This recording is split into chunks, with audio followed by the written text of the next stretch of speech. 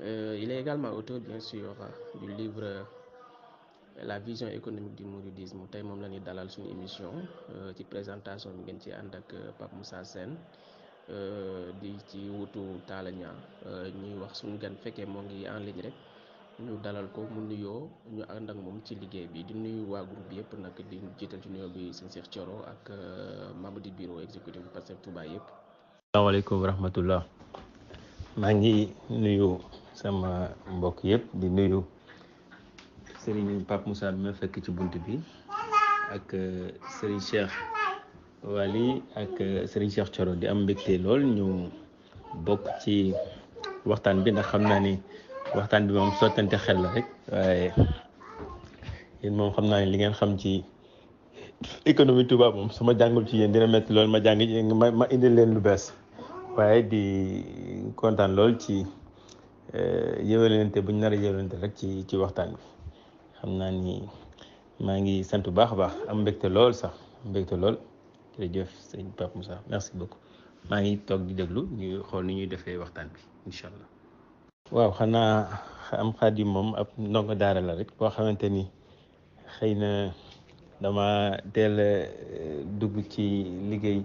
ci au niveau du monde de la finance teel a nekk banquier jógewaat banquier ñëwaat université avant may des université ci laboratoire de recherche banquier laa njëkk a def nag man moom j'étais à la banque doon nekk directeur de risque après nag sama patron directeur bi ne ma yow moom waroon nekk ci banque foo nga dem ci espace bu gën a yaatu ndaxte jàppoon na ni war naa mën a am lu ma servir mu ne ma foo nga dem espace bu gën a yaatu ma continuer université nag ba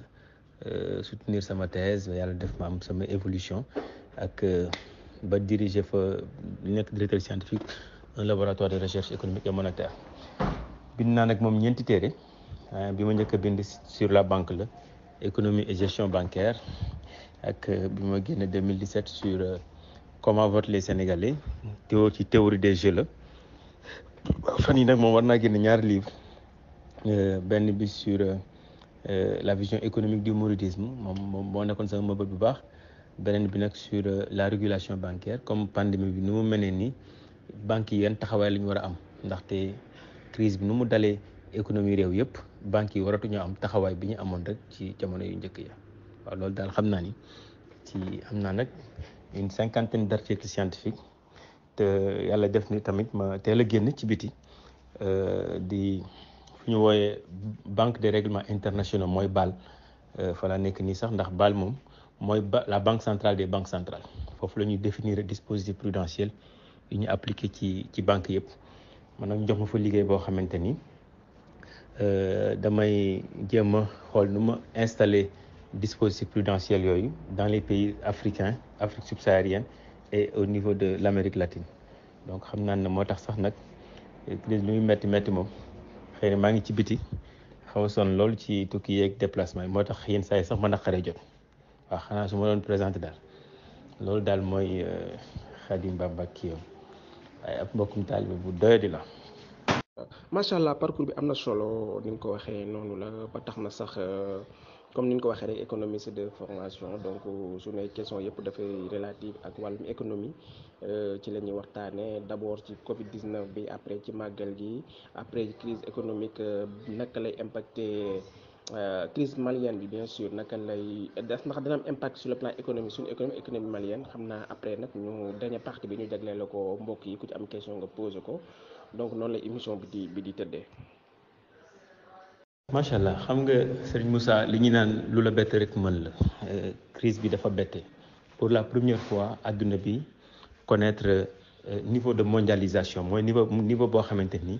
dëkk bu ne dafa dépendre ci beneen dëkk adduna bi dafa interconnecté wu ñëpp ñu xamante ñëpp di gisante ñëpp di mën a commerçante adduna bi nit ñi dañoo dugalante ñu xëy suba benn virus nañu léegi sorienté leen.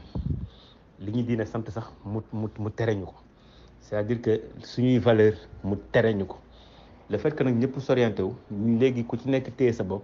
loolu dafa am benn impact bu négatif bu mu def ci économie réew mi mooy kenn ku ci nekk léegi réew bu ci nekk da ngay tal sa bopp parce que bu njëkk ba dañ daan am crise économique mu impacté wu ci yeneen secteurs yi mais pour la première fois ñu am crise sanitaire boo xamante ni moo impacté wu ci économie bi tey jii économie dañ koo tooñ bu njëkk ba moo daan tooñ économie bi moom crise financière mu wàcc ci crise économique dal ci crise alimentaire dal ci pauvreté mais bi économie dafa fekk moom comme oto bu taxaw rek ñu mbëkk ko dañ koo tooñ ndaxte crise bee ñëw crise nag lu mu laaj mooy ñu fay réew yi mooy confinement bu ñu sant mooy fay leen réew yi nag buñ ko fayee xam nga jour bu day mel ni jour bu blessé rek ku footballeur moom buñ ko gaañee balaa muy jógaat ba am forme ba mu amoon dina yàgg dina metti loolu nag moo ñu sonal mooy économie bi moom le fait que nga fay ko ku daanu sax balaa muy jógaat amaat forme bi mu amoon day metti te virus bi mel ni dafa ñëw pour yàq parce que dañu xeex ak fi ñu nekk nii virus bu soxor gi mooy dafa poñe àdduna bi téye ko saa yi ñu demee ba ñu war nañ cee génn rek mu mel ni dafa am lu muy yëngalaat loolu nag dafa tax réew yi taxaw te réew bu ñu taxawee nit ñi boole nit ñi toog leen seen kër nit ñi dootuñu produire bu nit ñi produirul nit ñi dootuñu amati ay ressources dootuñu amati lu ñuy jaay mu nekk lu metti waaye nag dañoo war a xam ni loolu am na réew yoo xamante ni mën nañ ko ndax am nañu doole am nañu kattan waaye boo nekkee réew mu ñàkk doole am na yoo xamante ni wax dëgg yàlla bis boo taxawee ni di nga toog sa kër waxuma la ñi ci ñàkk seen bakkan rek ci waa réew ma waaye leneen lu gën a metti moo leen di rey crise bi metti na lool ci àdduna bi yëpp metti na lool ci Sénégal waaye mënuñu ko booleeg toog. li mu gën a méttee nag ci Sénégal mooy ñun dañoo nekk dëkk boo xamante ni suñu lépp xëy na bitim réew lay jóge lu bëri ci lu ñu dundee bitim réew lay jóge léegi nag booy commerce ak bitim réew sa tourisme lu bëri dépendre ci bitim réew boo léegi tëjee say frontière toog sa biir kër njiitu réew bi ne ku nekk restez chez vous te njiitu réew fàtte ni le mot restez chez vous mooy ku nekk na toog sa kër bu ko nekk toogee seen kër dafa am lu am solo loo xamante ni mooy dundal état bu doon oto carburant am mooy ay recette fiscale impôt nag yaa ngi koy dagg bu réew mi di dox bu nit ñi jaayee nga dagg leen TVA ñii fay impôt sur le revenu ñii fay impôt sur les sociétés ñii nga dagg leen juuti réew mi am xaalis réew mi am activité parce que réew lu koy dundal mooy activité mooy lan man su ma nee damay jóg jàngi su may jàngi dinaa jël oto su ma jëlee oto dinaa fay oto bi bu ko ñu bëri fayee mu dem jëndi essence doxal borom jaay ko essence bi man su ma wàccee fi may dem dinaa jënd ndekki dinaa jënd crédit dinaa jënd ndox léegi moom activité te lépp lu ma jënd rek keneen état da ciy gañe keneen gañe ci ñuy séddoo xaalis bi waaye bu ku nekk toogee seen kër nag kenn dootul génn mooy kenn dootul jënd kenn dootul jaay bu kenn jëndul kenn jaayul nag état mooy njëkk a yuuxu moo tax boo xoolee suñu état yi première mesure yi restez chez vous bi c'était pour des raisons sanitaires waaye bañ ciy génn c'était pour des raisons économiques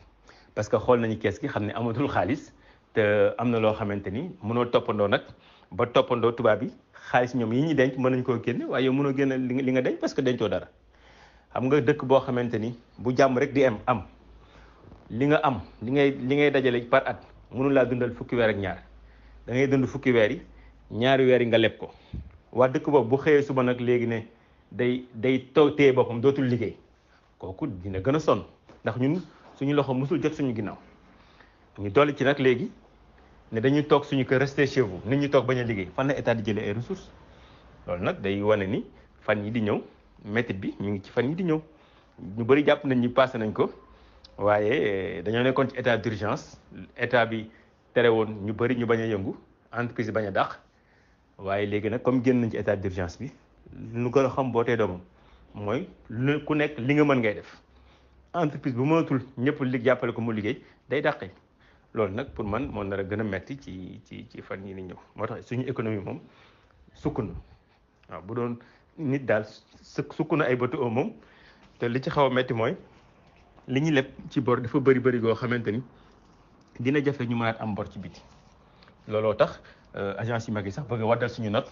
ndaxte endettement bi dafa am doole te amuñu perspective donc moom ku bëgg a dégg dëgg moom mooy dugg nañ ci guuta di ñaan yàlla xanaa den ci génn ak jàmm waaye mbir mi dal nañ bu baax a baax. macha allah mbas la di crise sanitaire bu wër adduna bi ñu koy woowee pandémie du loo xam lu raar la ci adduna bi épidémie bu demee ba daj àdduna bépp ban ko woowee pandémie rek loolu gëj na am yaakaar naa ci jamono ji nga xamante ne nii ci lañ toll mu laal nag économie am impact ci économie bi xam naa da lay bàyyi rek nga développé bëgg nañ xam nag su ñun ñi nga xam ne suñu réew yi nga xamante ne nii ay réew yu néew doole lan naka la fi impact bi demee surtout Sénégal. loolu tax président bi daan njëkk a wax restez chez vous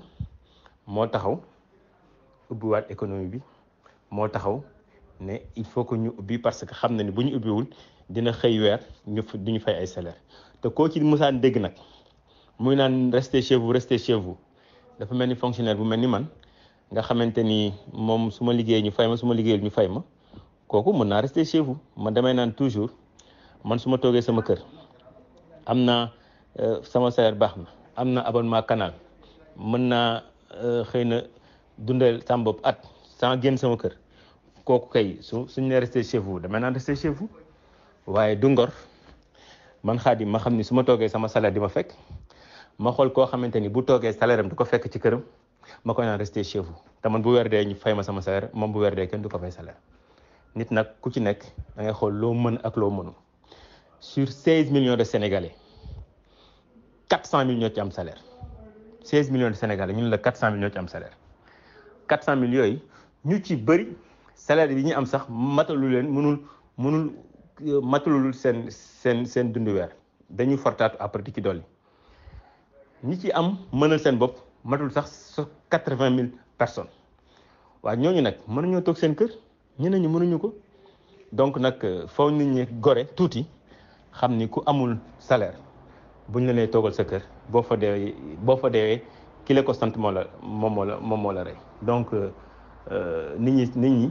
bu ñu génnuñu parce que dañoo yeb état génnuñu parce que gëmuñu ne virus bi am na dañoo génn parce que simplement xam nañ ni amuñu lu ñu bàyyi seen kër dañoo génn parce que xam nañ ni bés bu yokk koo xamante ni yow la ñuy yaakaar pour dund lu mu métti mënoo toog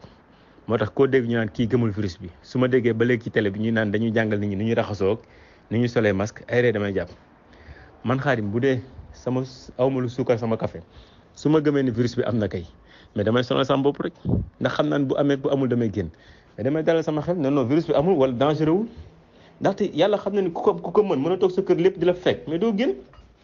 mais koo gis muy génn di ko xeex rek xam na ni am na njaboot goo xamante ni dundam moom la war te xam na ni bu toogee dara du baax loolu nag day tax ñu jàpp ni am na ñoo xamante ni ñoom ñoom respecté wuñ dara dañoo indiscipliné. moo tax ba crise bi commencé rek damay wax souvent que ni dama am chance ñu boole woon ma ci benn webinaire président de la république nekk ci li may naan vaincre ou vivre avec le virus maa ko njëkk a bind maa ngi ko bind le 11 avril. yéene ko président comme mooy njiiti réew wan ko ni comme mënuñu koo daan mbër mu ñu mënta daan la nañ jéem a xool nu ñuy dundee ak moom ñu minoriser ma booy bi dafa réew Khadim dafa yabaate bon ñu bëri jàpp nañ sax man gëwuma virus bi bon loolu la ñu intellectuel yu bëri di wax waaye man dama rationnel man du ma nax sama bopp man Serigne Touba rek laa gëm jàpp ma ni dara ci àdduna wala bànneex wala dara dina ma tax a wax loo xamante ni gëwuma ko dama xool virus yi nga xamante ni def nañu dégâts bi bii di def muy la grippe espagnole de 1918 1920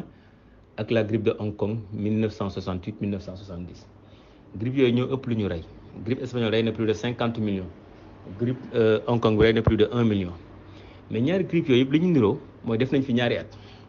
donc bu grippe bi ñëwee wane signes yooyu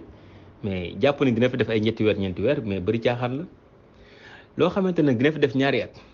lépp loo xamante ni mënoo koo bàyyi fii ak ñaari at waaye jaru nga koy bàyyi moo tax man dama bokkoon ci intellectuel teel a bind ne jumaa yi waruñu koo tëj ndaxte est-ce que mën nañ koo tëj ñaari at nit ñi dañu fàtte ni immatériel patrimoine la gëm patrimoine la jug fajar dem julli àjjuma wala jug fajar dem julli juma dem ca jàkka ji julli fajar àjjuma jot nga dem julli àjjuma loolu patrimoine la loolu boo ko yàqee ci nit c'est un patrimoine immatériel am la bu ñu mënta laal boo ko yàqee ci nit dina jafe nga defaraat ko donc am na ñoo xamante ne léegi perdre nañu habitude sama gardien bu nekk sama kër Dakar loolu la ma wax nee na ma moom léegi day fàtte sax ay àjjuma ma ne ko man fii damay wër dinaa def yenn saa yi 600 kilomètres pour julli ji àjjuma waaye man àdduna fu ma mën a dem dama naan fu ne jaamoo naa fa suñu borom ndax fu ma mën a dem ci àdduna li ma njëkk a xool mooy juma 600 kilomètres laa fii ak Tambacounda ci détéo tubaab bi dama jël métro dem julli ji loolu nag dafa commencé di ñàkk suñu réew yi ndaxte ragal nañu ragal goo xamante ni mais nag luy def ñaari at kenn mënu koo daw donc activité yi mënuñu ko téye d'ici 2 ans man je vais dire que ni il faut que ñu takk suñu fit dem dinaa partager yéen yenn article sax yu ma ci def yoo xamante ni pour wane woon loolu la. ma ne ko ñaari articles yi ma leen baaxee nii c'était pour étudier situation économie Sénégal beneen bi pour wane ni vivre avec le virus moom mënta ñàkk dama ko bindoon ba ma ko bindee ma jox ko état bi pour ñu xool xam ni mënuñu ko génn parce que moom maa ngi doon insister pour suñu président bi njëkk a utiliser le terme vivre avec le virus parce que xamoon naan fa la àdduna bi jëm ma jox ko nag ñu ne ma man dama sadik dama dof ma jox ko sama benn xarit boo xamante ni moom secrétaire d'état la woon France ma partagé ak moom article bi mu ne ma naa ko génne woon mercredi mu ne ma dimanche tey Edouard Philippe naa ko jox article bi te il va utiliser ce terme vivre avec le virus boobaa bu ko utiliser nag moom jàppal ni moom ñàkk ngeen ko moo tax boo ko Edouard Philippe utiliser ba pare nag ci li ma président woo ne ma mais yow lii nii nit ñaa ngi koy wax vivre yow sa wax yooyu ma doon jàpp ni waxi dof la nekk di waxi dof ma ne ko monsieur le président gis nga réew am na fu muy toll nit ñi dañu war a am xalaat